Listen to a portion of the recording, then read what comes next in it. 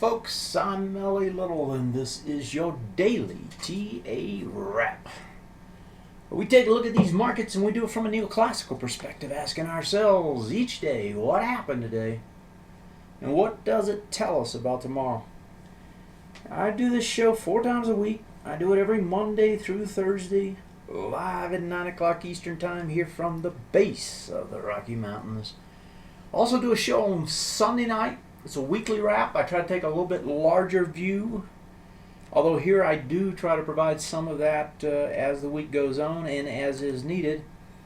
And we start the show tonight just where we ended it last night, and that's Europe, because Europe is talking. I've been chatting about Europe now for, I don't know, you guys can tell me, 3-4 days now, and telling you that there's a problem, and that problem is probably not going to be swept under the rug.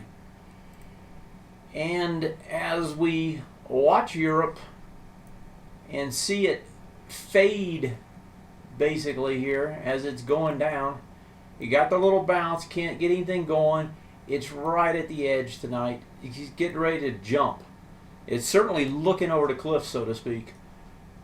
This is the CAC 40. This is the French market. The French market's in trouble. You did a break, multiple swing point lows. Those lows, each one of them here, big deal, right? You get through them all.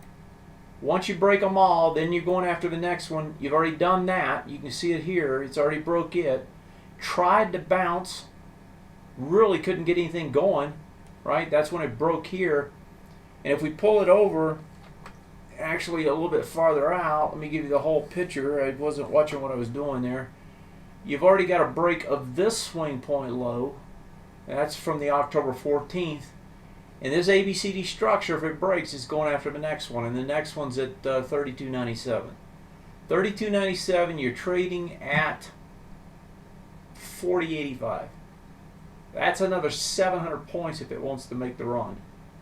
And that's a long way down, and it probably takes it a little while to get there, but then again, this could become a fast move. The reason I keep harping on these guys is it's not just one of them, it's all of them. All the big numbers out of Europe, they're all doing the same thing here. They've all got the same problem at this point, and that is that they're all trying to give it up. And if I look here at the DAX, you can see you have some nice volume back here on the weekly, right?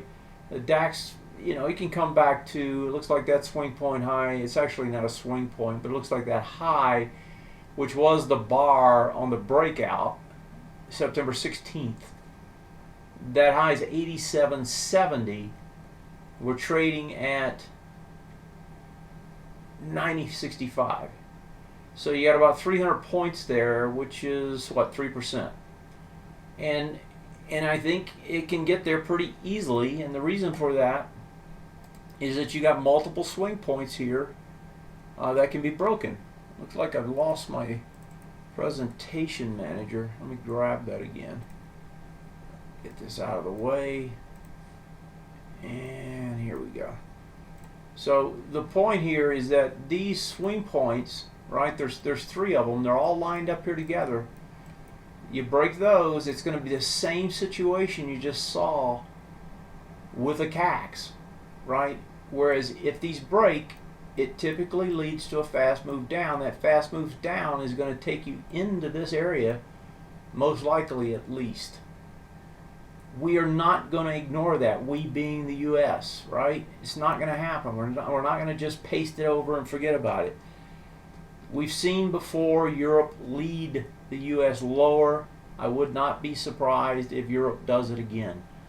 And if we look at the last one over there, which is the FTSE, the FTSE has struggled compared to the others, and the FTSE is continuing to struggle.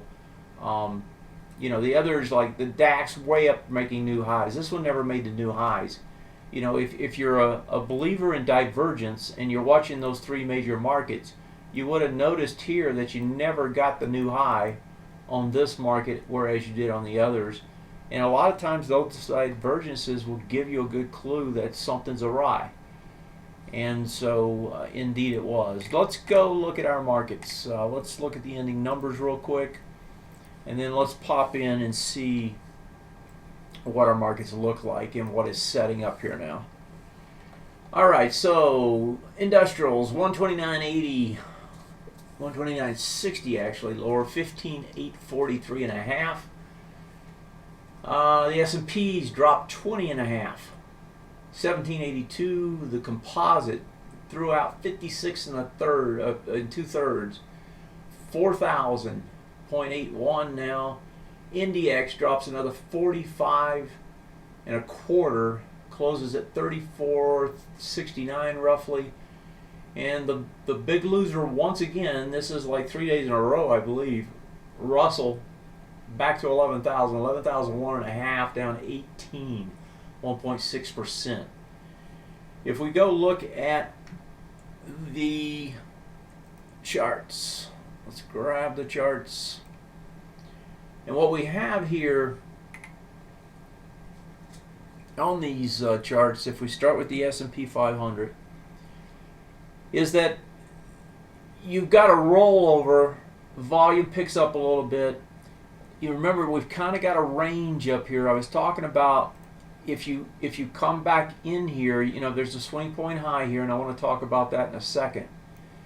But you've got a range that had set up. You got on the push, on this last push up, we got within 2 points of the high here on that push, right? We didn't quite make it to the high, 2 points short. Now 2 days down, and you're back to the bottom of the range. Now the reason the range is so important is because that range, I got the wrong tool. Let me go grab that. I want to get the range tool here again. That range, although the bottom one is a little bit lighter, actually if you pull it back, you know, and stretch it over here to match up with this one, right, that last swing point high, then you get about the same size of it. So a break here can take you down just about as far as we just came. Well, what did we just come? Well, it was about 30 points. So another 30 points, you know, 30, 35 points brings you back into here. Now, on this time frame, what's important now is you've got a swing point low and you're going after it. And that low is 1777. We're at 1782. It's only 5 points away. You're coming into it with decent volume. Now, let's go back, because I don't want to forget this point, because I've told y'all before, and it's true, in that when you come back after 6 bars, and we didn't hit here and we didn't hit there, that prior swing point high. As we come back, that swing point high typically has about something on the order of 80, I think it was 82% if I remember right. Probability, something like 82%, right? A probability that this thing will hold, right, and push back the other way. The problem is what happens with those other 18? Why did they fail? Well, they failed because they were set up kind of like this one is. And what I mean by that is two things. One, you got very close twice, right? Now, that doesn't mean that it has to break because of that. All it tells you, though, is that some of that buying demand, that demand that was here, that demand has already spent, right? Some of it has already been spent. And so when you spend some of it, that just means there's a little less this time to go around. But the other factor, and I don't actually have data points because this would require quite a bit of analysis, but I suspect the other factor is exogenous, and in this case, Europe. And you have something larger than that particular setup, right? Something larger than this setup that causes it to fail. Folks, this looks to me like this thing has set up. If Europe goes off the cliff tomorrow, we're going to gap down, and you can forget that swing point. We're going to the bottom of it. Okay, so it's not going to hold the top, but instead going to test the bottom if in fact this does what it looks like it's going to do. But it depends on Europe. There's your low, a break of that. That's not a big deal. That's the support zone. This is where it should hold. If Europe holds tonight, it will hold. And we'll probably get a little test and a bounce. But right now, this to me looks like Europe is set up to break. And if this one breaks, then you get a push down. Now, that push down, let's just continue on here because, you know, this is not what I expected this time of the year. I thought we were going to get one more push up here and go to that 1819. We didn't get it. But if this does come down, especially if it comes down deeper, right into this area somewhere, then the bounce back up is going to have resistance there on the way back. So if you get a deep cut in here, you're going to have resistance on the way back, which is going to set up potentially another ABCD structure. And look at what you have. Multiple swing points here, right, that could be broken. Now, on the weekly, that's not the case. It looks like I didn't really have the chart drawn that well. I got to watch what I'm doing here. On the weekly, that's not the case. Swing points way down here, but that's true here. That's not true of all of them. For example, if we go to the Russell. On the Russell, you just did an ABCD down today. And so the ABCD structure on the way down, and I keep losing my tool for some reason. I was trying to watch tonight because it seemed like last night this tool was interfering, so I was trying to make certain that I did it right tonight without causing the charts to hold up like they did last night. ABCD structure here just completed on the Russell, right? There's a swing point low here. It's coming after it. It looks to me like it will test it tomorrow and potentially break it. On the Russell, you had a swing point low here, but it's already been broken, so the only one existing here is there. On the Russell, the low of the swing point over here, though, let me get a number on that, is 1037. And so that's this one down here. So that's all the way down to this point. So that's a long way away. So the Russell's still the same. So when I look at all these, you know, I mean, to get down and break something on an intermediate term time frame is going to be hard here. But we can definitely get some more bleed off of Europe if Europe breaks tonight. So, you know, to me, Europe is the story and will be the story tonight. Let's see what, 1, 2, 3.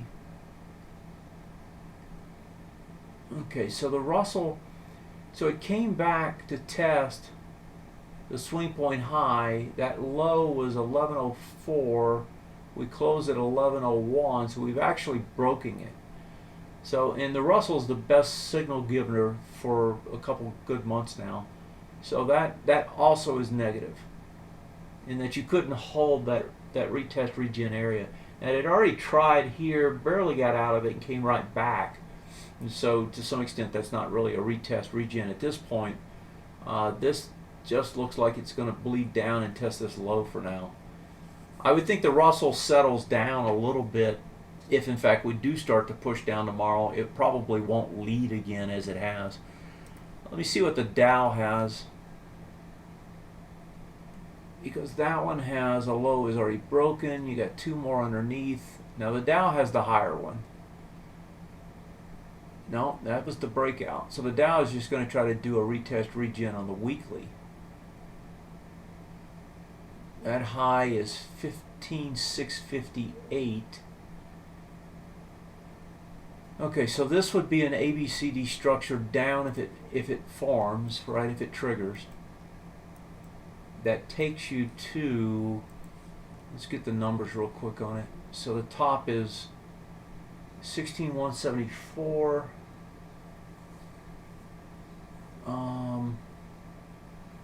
What is that? About 360 or so off of this. Takes you down to about 15. What is it? 15.6 or so, which is this low. Excuse me, that high was 15.6, right? Yeah, so it is. So an ABCD structure here takes you back in for a retest regen on the weekly. Let me see. I'm sorry, folks, I didn't do enough preparation here. Let me see what the retest regen on here would be. It would be off of this high. That's 1709. I'm back on the S&Ps, and that's really much lower. That's quite a ways. That's all the way back to here. Well, that's interesting. So notice this is almost a fall off the board, but that swing point high on September 19th is 1729. If we go, and that's this one here, the one that actually held, no, that was the one that broke right there. That is the break. There's the green arrow.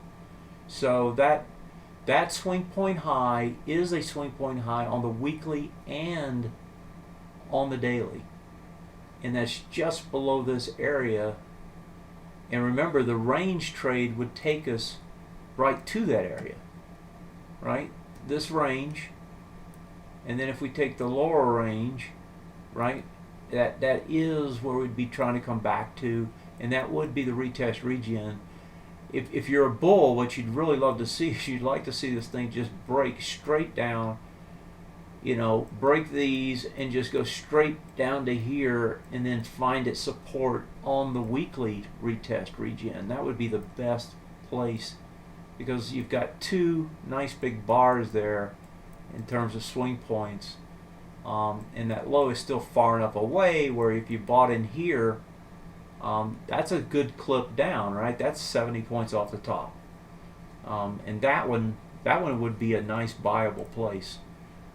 Okay, enough of that. So NDX, we looked at IXIC. So we pretty much saw, you know, we came off with a little bit of volume here. Same thing on the IXIC. We came off. Both of these had been the strongest ones. They're both coming back. They're both coming back into the support zones. On the one I wanted to go to next was the sectors, because all of the sectors, unlike the indexes, the sectors actually came off with volume expansion right across the board, which is another reason to expect this market not to just stop here. IYT, big volume, breaks a swing point low. It's gonna push for the next one. The semiconductors, remember, the semis had broken out. They were one of the keys to start the week as to whether they could extend. They tried, but they labored the whole way up, and now they're starting to give it up, and the volume is expanding. The XLB, I can go right down the board, almost every one of these, the same story. They all push down. They get wide price spread bars in some cases, like this one, big ugly candles, volume expands. Now, this one didn't get that much expansion. The key will be tomorrow as it comes into the bottom of the December 4th bar. That bottom right below it is another swing point low. You can see on the weekly it's got a ways to go. But, you know, the range trades, almost all of these are still range trades, right? But the range is starting to get stretched. Actually, that range is about there. And the next one is down below, which takes you in about there. So all of these are coming back in to test the bottoms of their ranges. Even the financials are starting to do it. Here's the energy just getting pummeled. Last night, one of the members wanted me to look at OIH and how it was breaking. Swing point low here. Did it break today? 85. It held barely 14.5, coming back into a big 20 bar. It may just get past it tomorrow though. XLF.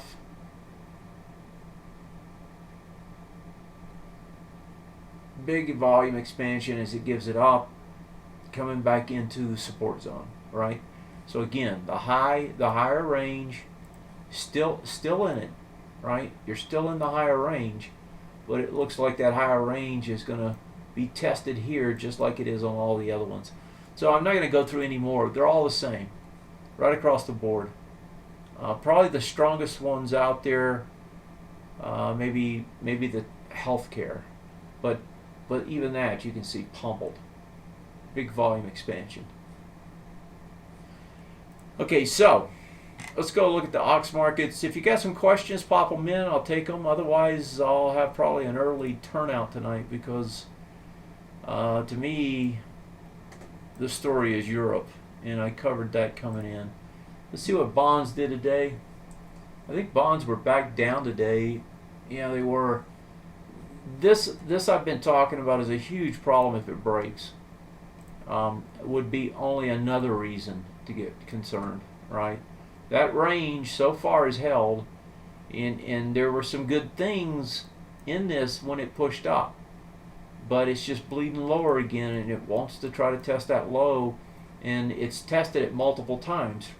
There's not a lot more here in terms of buyers, I don't think. So unless this guy can find himself pretty quick, this may be the break. If it gets the break, that's probably, you're going to see rates shoot over 3%. Rates over 3%, this market's going to have a fit. So that's definitely one to keep watching. The munis and the junk bonds didn't do much today. Gold, I thought, would try to get a little bit higher today. It tried to early, but just plain gave it up after that. Really couldn't get going. The GDX and all those got crushed again. I saw the USO come off a little bit today. Nothing special there. The one that's interesting to me is the FXE. It's like, okay, Europe's got all these issues. I thought, if you remember, I thought Draghi back here was going to try to talk this guy down. And that's not what happened. It just went straight to the moon after he got through.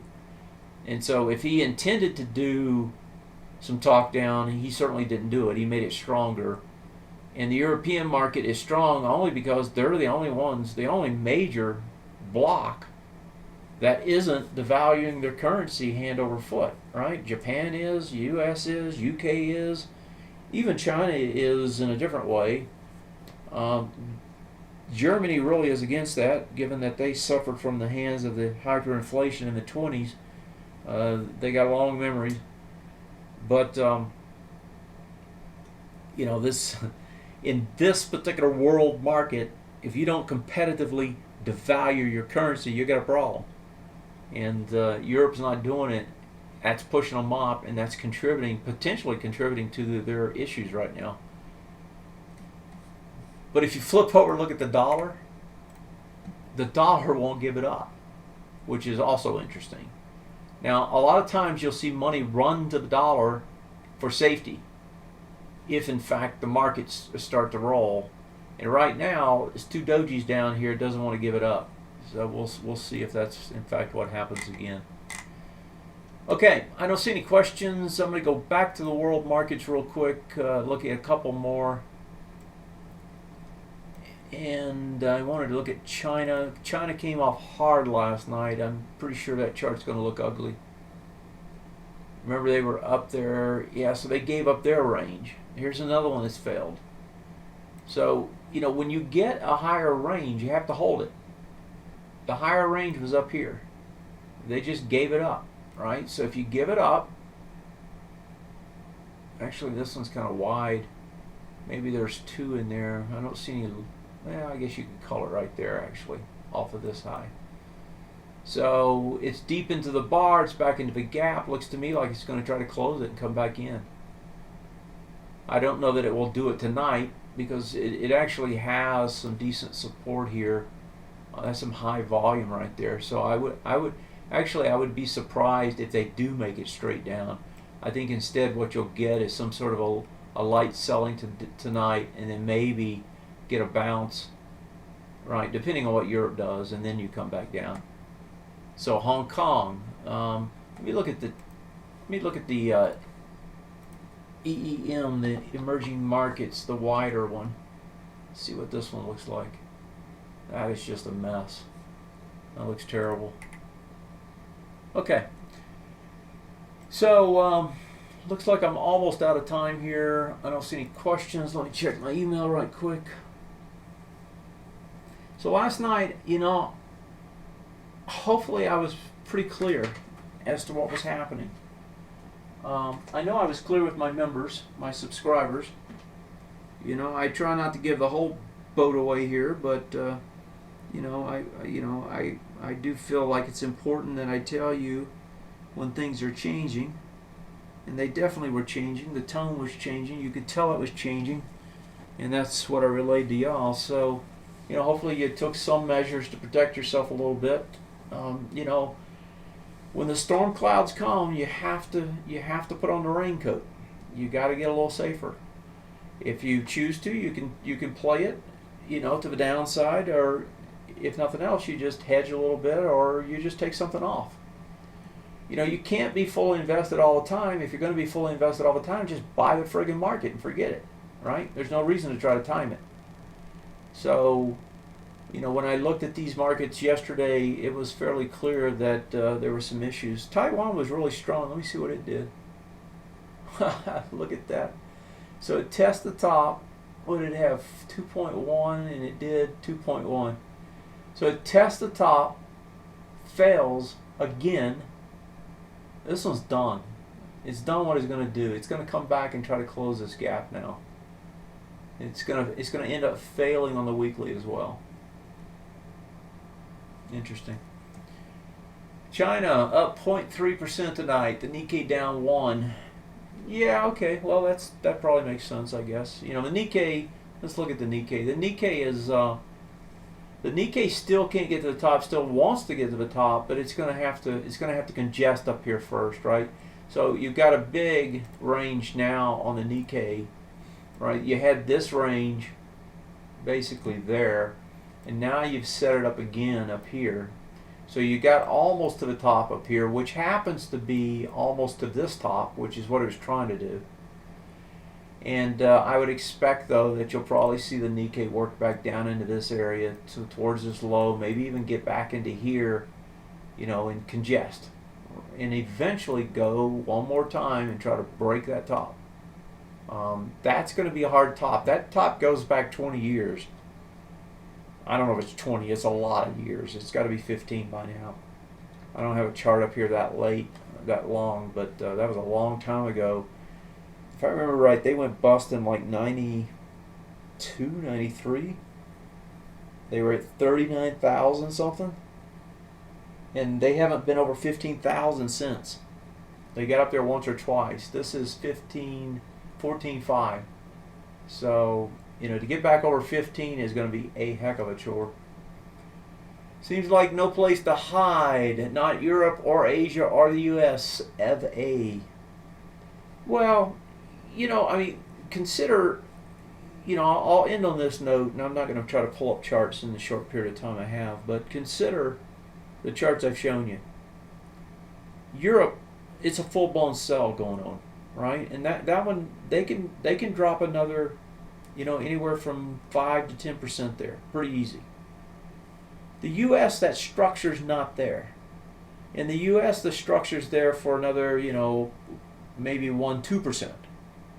Max, probably. On this leg, maybe 1% more. You got about 1% today, maybe you get another 1.5%. Asia, yeah, most of those are, they're going to drop more. Their beta's higher. So if they drop, they're going to drop more. If I had to put my money somewhere, I'd probably, and I had to be long, I'd probably put it in the U.S. markets. Where else would I put it? I mean, that's probably the safest spot to stick it. I'd go find a safer sector. I'd go to like the XLP or something and hang out there if I had to be long. But you don't have to be long, right? You can make your own choices. So, all right, folks, that does it for me. I'm a little tired. I've been up a long time today, so I'm going to turn these computers off, call it a night.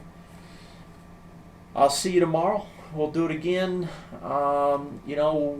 Look at Europe in the morning. That's going to be the tell. Whatever it wants to do is what we're going to do. And hopefully you're positioned for it. Have yourself a great night. I'm L.A. Little. This is and was your daily TA Wrap.